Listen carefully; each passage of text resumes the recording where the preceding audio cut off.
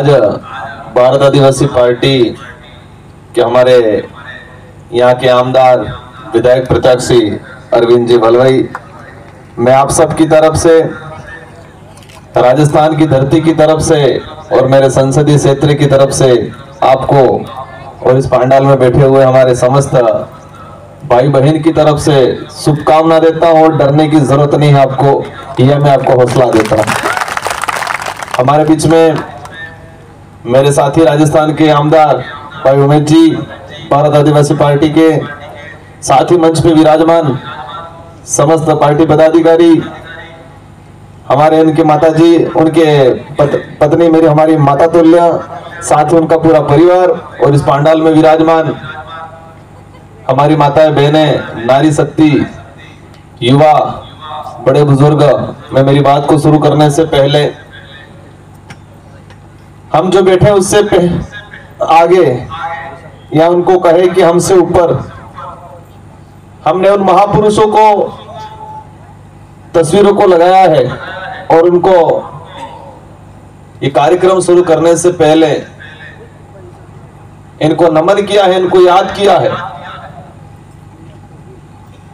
अगर ये तस्वीरों में जो महापुरुष है वो नहीं होते तो शायद ये देश आजाद नहीं हुआ होता और हमको इस तरह अधिकार नहीं मिले होते और आज हम चुनाव नहीं लड़ते।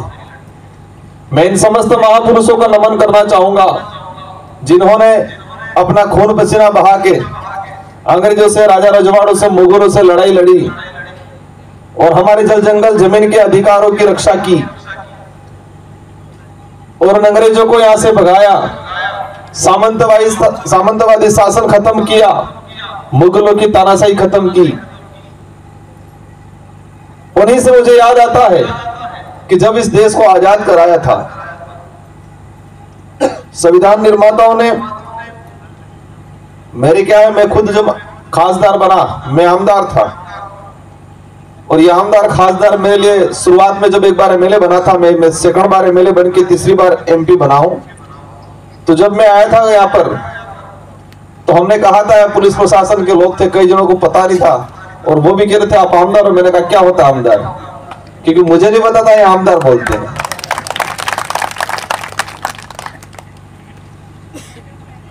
तो मेरे वहां सीट खाली हुई थी और अभी उपचुनाव हुए 13 तारीख को, पूरी सरकार ने दम झोंक दिया था।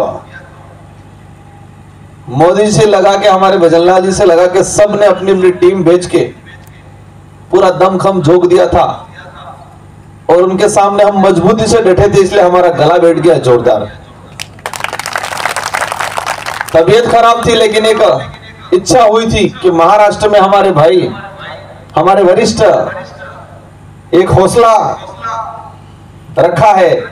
ये पर आर्थिक राजधानी कहा जाता है, यहाँ पर पैसों के दम पे चुनाव लड़ते हैं और उसके बीच में विचारों की ताकत के साथ वो चुनाव मैदान में उतरे हैं। तो हमने विचार किया था हम उनके साथ जाएंगे। मैं मेरी बात शुरू करना चाहूंगा तो मैं उन महापुरुषों को याद कर रहा था। ये देश लोकतांत्रिक है, इसमें जनता का राज है। जनता हर 5 साल में अपना नेता चुनती है और वो वोट से चुनती है और वो गुप्त मतदान होता है ताकि किसी का दबाव नहीं रहे। हमारे इस लोकतंत्र की खूबसूरती है कि 18 साल से ऊपर वाला व्यक्ति अपनी इच्छा, अपने विवेक से अपना मत दे, अपना बेस्ट उम्मीदवार को चयन करे। ये अधिकार हमारे देश के संविधान निर्माताओं ने हमको दिया है। एक पत्नी भी अपने पति को नहीं बताती है, एक बेटा भी अपने बाप को नहीं बताएगा कि मैं कहां वोट दे रहा हूं। हालांकि चर्चा में जरूर कर देगा मैं वहां वोट देने जाऊंगा, लेकिन इतना गुप्त मतदान होता है कि प्रत्येक 18 साल के व्यक्ति को अपना अधिकार है कि अपनी इच्छा के अनुरूप अपना मत दे। ये अधिकार किसने दिया? इन संविधान निर्माताओं ने दिया। ये जो महापुरुष है उन्होंने दिया अपने लड़ झगड़ के। देश आजाद हुआ, उन्होंने कल्पना की देश आजाद तो हो गया, अब इस देश को कैसे चलाएंगे, इस देश को कैसे चलाएंगे। तो उन्होंने विचार किया कि जनता अपना नेता चुनेगी और जनता वोट देके चुन के भेजेगी। आजादी के बाद फिर हुआ, पार्टियां बनी, पार्टियां पहले भी थी कुछ। पहले होता है सिलेक्शन और फिर होता है इलेक्शन।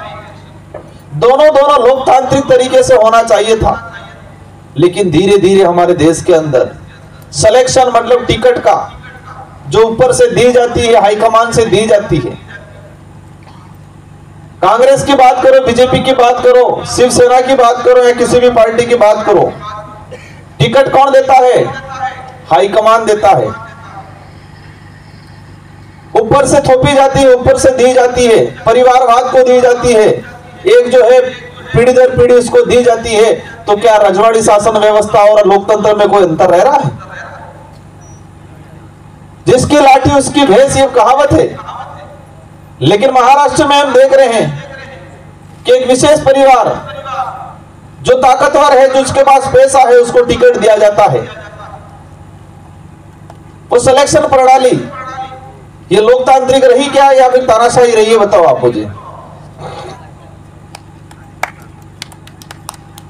आप खुद विचार करना कि सिलेक्शन प्रणाली मतलब टिकट का सिलेक्शन करना, उम्मीदवार का चयन करना, वो तानाशाही हो गई, वो मनमर्जी वाली हो गई, वो धन बल वाली हो गई, बाहुबल वाली हो गई। वहां लोकतंत्र खतरे में हो गया। वो लोकतांत्रिक व्यवस्था रही क्या? नहीं रही। टिकट ऊपर से थोपा गया, सिलेक्शन की बात में टिकट दिया गया, तो वो सिलेक्शन प्रणाली या सिलेक्शन उम्मीदवार का चयन करना पार्टियों के द्वारा कौन सा हुआ? तानाशाही हुआ। वो लोकतांत्रिक नहीं रहा। अब आती है इलेक्शन की, चुनाव के मतदान की बात आती है। हम देखते हैं महाराष्ट्र के अंदर या देश में देखा जाए, लेकिन देश से सबसे ज्यादा अगर महाराष्ट्र में जो है दुकानें की तरह खोल रखा है, खाना खिला रहे हैं, कोई बकरा खिला रहा है।